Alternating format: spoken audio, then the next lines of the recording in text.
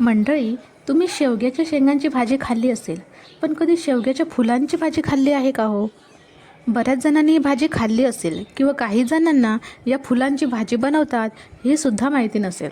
तर चला मग आपण पाहूया. नमस्कार मंडळी, मी तेजल. मी गावी गेली होती तेव्हा ना ही शेवग्याची फुलं घेऊन आली. ही फुलं ना सुकवलेली आहेत. ताज्या फुलांची सुद्धा भाजी करतात किंवा मग अशी फुलं सुकून ठेवून पाहिजे तेव्हा भाजी करतात. चला तर मग सुरुवात करूया.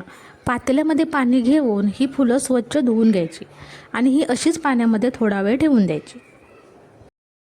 कांदा, टोमॅटो एकदम बारीक कापून घ्यायचा.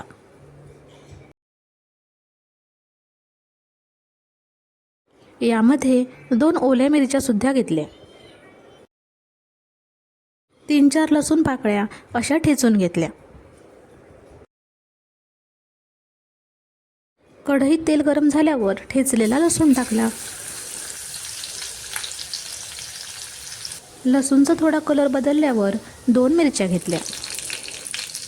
भरपूर कांदा म्हणजे अंदाजे 2 मोठे कांदे घेतले. कांदा मिरची छान तेलात परतवून घ्यायची. कढीपत्त्याची 2-3 पानं घेतली. कांदा इतपत भाजला की टोमॅटो बारीक चिरून टाकायचा.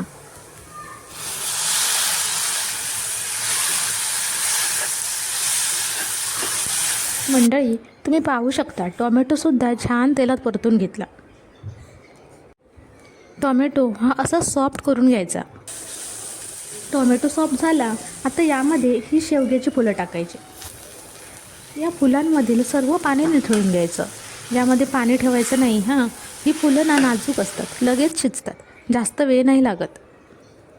आता ही भाजी ढवळून मिक्स करून घ्यायची. चवीपुरतं मीठ टाकायचं. मी ना या फुलांमधील सर्व पाणी निथळून घेतलं. फुलं खूप सुकी वाटतात म्हणून हातानेच असं थोडं वरती पाणी शिंपडते.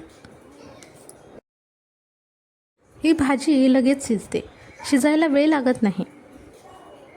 भाजी शिजल्यावर असं वरून मस्त ओल्या नारळाचं खोवलेलं खोबरं टाकायचं. पहा, आता ही भाजी तयार आहे. अशी ही भाजी भाकरीसोबत खूप छान लागते. म्हणून या भाजीसोबत तांदळाची आणि नाचणीची अशा 2 प्रकारच्या भाकऱ्या बनवल्या. मस्त कुळथाची पिठी, शेवग्याच्या फुलांची भाजी, भात आणि भाकरी असा हा आजचा जेवणाचा बेत तुम्हाला कसा वाटला? कमेंटमध्ये नक्की सांगा. Bye bye.